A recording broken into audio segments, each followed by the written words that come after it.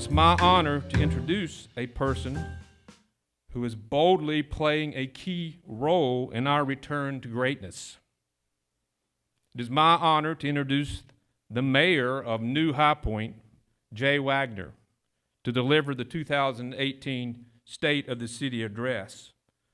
As a lifelong resident of High Point, Mayor Wagner was compelled to give back and improve his hometown. Acting on that conviction, he ran for City Council in 2012 and was elected representing Ward 4. He has been re-elected each cycle since, serving as Mayor Pro Tem from 2015 to 2017 and elected mayor in 2017. When he's not leading our city back to greatness, his professional role is a partner at Fisher Wagner Law Firm. Mayor Wagner received his law degree from UNC Central University in 1998, an undergraduate degree from UNC Chapel Hill in 1990. Ladies and gentlemen, it's my pleasure to introduce Mayor Jay Wagner.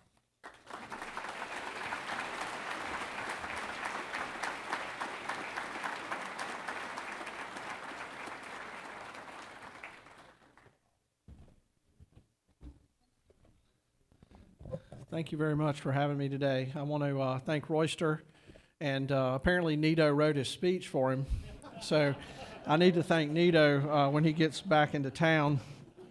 That was terrific. But I do want to thank Business High Point for hosting this event today. This is the beginning of a really great tradition. I really enjoyed coming last year, and I think as the years go on, this will be something that all of us mark on our calendar as a must-do in the city of High Point every year. Our city is in the midst of a dramatic transformation. All the parts of our city are going to benefit. But what did it take to get us here? The first step was really a recognition. As some people say, you can't fix a problem till you agree that you've got a problem. Our city lacked vitality. It lacked many of the quality of life amenities that a city our size should have for its citizens, and to make it competitive in the 21st century economy. We had flat growth in our tax base going back decades that in the long run would inevitably lead to higher taxes or a reduction in services that would affect our quality of life. The next step was visioning. We had to create a new vision for the future of a new High Point. That really started in about 2005 to 2007 with the creation of our core city plan. And from that came the formation of the city project, the Washington Street plan, the Ignite High Point plan. And with extensive input from our citizens, these plans established a vision for a more livable, walkable, exciting and engaging city that we are now becoming. The next step was buy-in and change. Having a vision is not enough until you can sell that vision and get people to believe in it. You know, Royster spoke about boldness. The fact is, the boldness, the determination, the hardworking, the desire to change, and the ability to make it happen was always here. It was always in this room. It was always in our city. But it took a vision to release that and to help to make it happen. One of the most frustrating things for me as I got into politics, and I'll be honest with you, the main reason I got into politics was out of frustration. But one of the most frustrating things for me was that I grew up in this city and I saw the factories and I saw the fact that it was so strange to me that we made yachts in High Point. 4 hours from the beach, we made yachts. And that the determination that I saw there, the companies that were built, that determination and boldness that I saw that had once been in High Point seemed to me to be so stifled. But I knew it was here. I knew it was something that just needed to be released again if we were going to become a new city. And so that visioning process and the buy-in that occurred, I think, is what got us to the point where our boldness and our determination and our relentlessness was released again. We had to sell the vision to our citizens, our leaders, our city staff, our business community, our philanthropists, nonprofits, and our university. We had to have the courage to change the leadership in our city who didn't share in the vision or who wanted to stand in the way of transformational change. We now have a city council, a city staff, a business community, philanthropists, nonprofits, and a university who are committed to work together to achieve this vision and transformation, and we are not letting anything stand in our way. We were once a city that hopelessly wished for change, but now we are a city that is relentlessly pursuing our dreams and creating a city that we all deserve and that we can all be proud of. The next step was action. We realized that the time for waiting was over. Instead, we had to own and embrace our own transformation and take dramatic steps to make it happen. We hired new leadership in City Hall. The City Council created a strategic plan which called for a downtown catalyst project addressing blight in our core and efforts to work to attract young entrepreneurs to High Point. A committee made up of the Convention and Visitors Bureau, the former city project, and citizens and city leaders explored and recommended the construction of a multi-use stadium as our downtown catalyst project. The city committed $15 million to buy the land and $36 million to build the stadium. The CVB committed $5 million over 20 years to help pay for the stadium. And of course, our downtown vision could not have been achieved without the involvement of Dr. Nito Cobain. His leadership in downtown revitalization efforts attracted $50 million in philanthropic gifts to acquire the team and the naming rights for the stadium, now called BB&T Point, a children's museum and event center, and another $50 million in private investment to construct apartments and a hotel downtown. Also, Dr. Cobain recently announced that the suites in the stadium are sold. The Catalyst Project is indeed a catalyst. The business community formed Business High Point and hired Patrick Chapin, and now High Point HP 365 is helping to transform downtown with young entrepreneurs and craftsmen. Ford High Point was formed under the leadership of Doyle Early and hired Ray Gibbs and is working to acquire property and guide revitalization in our downtown. Council hired Tim Elliott of Elliott Sidewalk Communities as our downtown master developer. Phase 1 of his stadium area development includes 4 buildings worth $84 million on land adjacent to the stadium that the city paid $4 million for. That's not a bad return. And guess what? We're going to get the $4 million back when he buys the land back from the city. So $84 million. Would you take that? I'd take that. This development understands that the areas between buildings are just as important as the buildings themselves. And they're going to create the livable, walkable, urban style of living that High Point currently lacks, but is favored by young talent and minds that we must attract to be competitive in the 21st century. International Market Centers recently announced a $500,000 monetary commitment to HP 365 and $500,000 to lease a suite at BB&T Point. There is buy-in all over town, all over town. Nearly all of these action steps happened in the last 15 months. When I talk to other mayors, they are astonished and amazed. And I just tell them that's how we roll in High Point. While all this was happening, the daily life of our city and of our city government continued. The City Council this year passed a balanced budget with no property tax increase, no electric rate increase, no garbage, stormwater, or vehicle fee increases. Thank you, City Council, for your hard work. The budget increases funding for blight removal and redevelopment efforts. It provides funding for the Family Justice Center in High Point. It continues our partnership with Ford High Point and with the Guilford Economic Development Alliance. The High Point Economic Development Corporation, led by Lauren Hill and Sandy Dunbeck, had another great year attracting new companies and expansions. Superior, 80 jobs, $3.5 million. Environmental Air Systems, 300 jobs.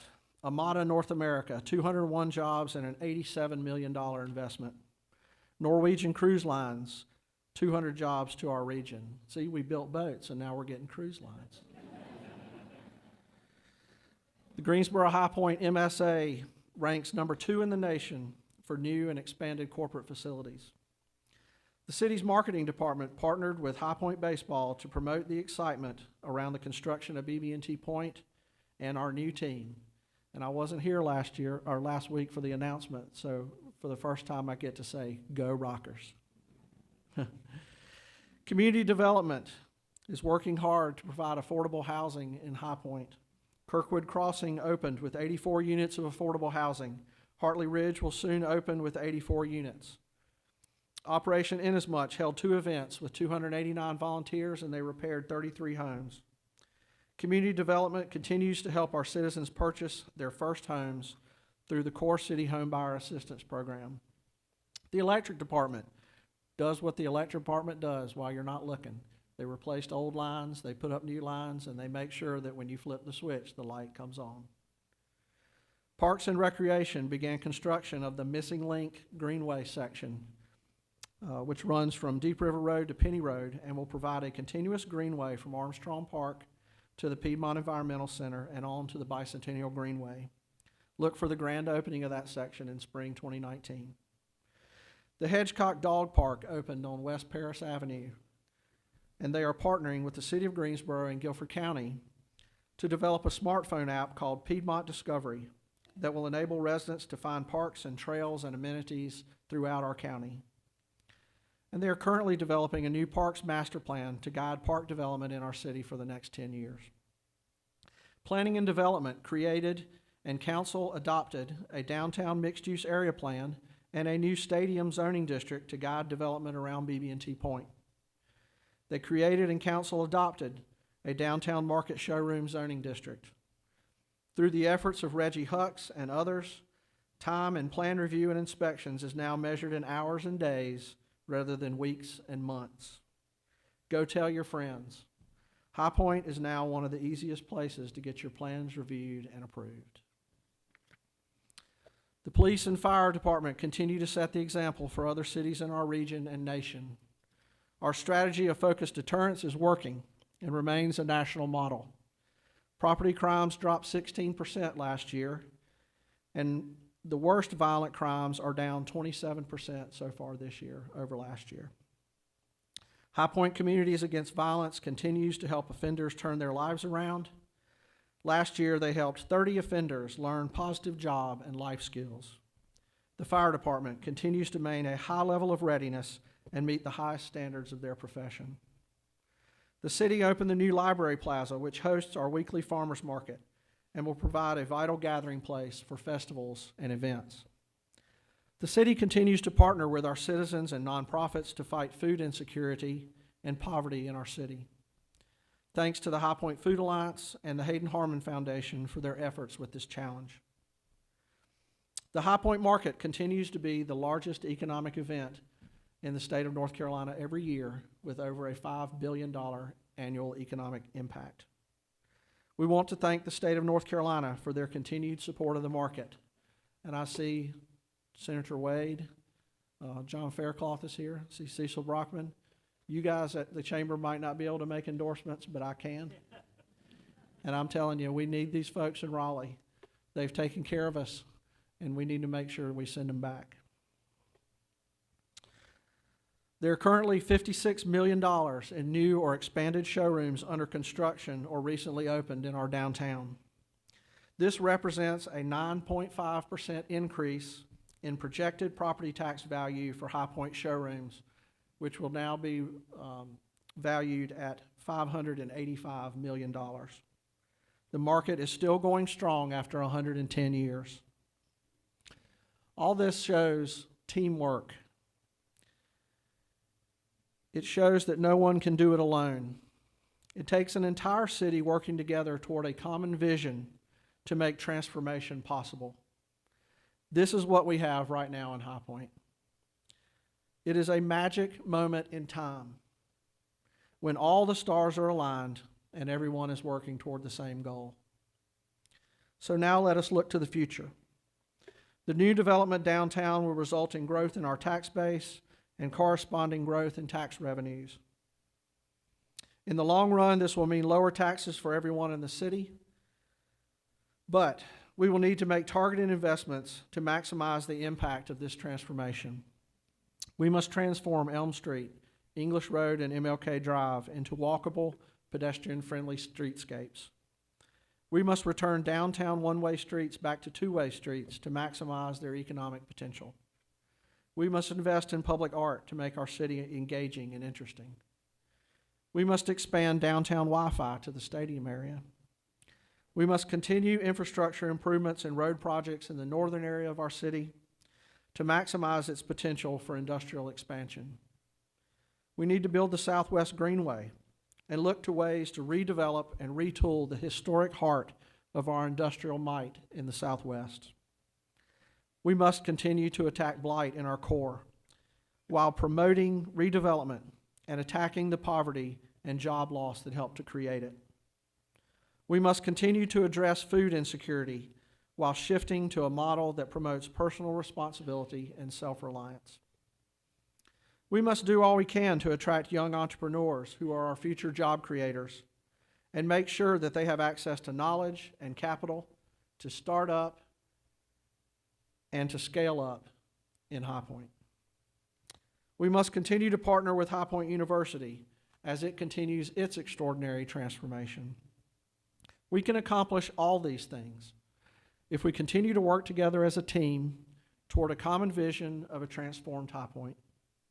It is an exciting time to live in High Point. With each victory comes added confidence that we can accomplish anything if we work together. The real challenge as we move into the future is to continue to work together as a team toward this common vision, knowing that when the team wins, everyone wins. And there's always plenty of credit to go around. If we can do this, our city and our fellow citizens will be the winners. And we'll be able to look back one day and recognize that we had a part in the greatest transformation in the history of our city. Thank you.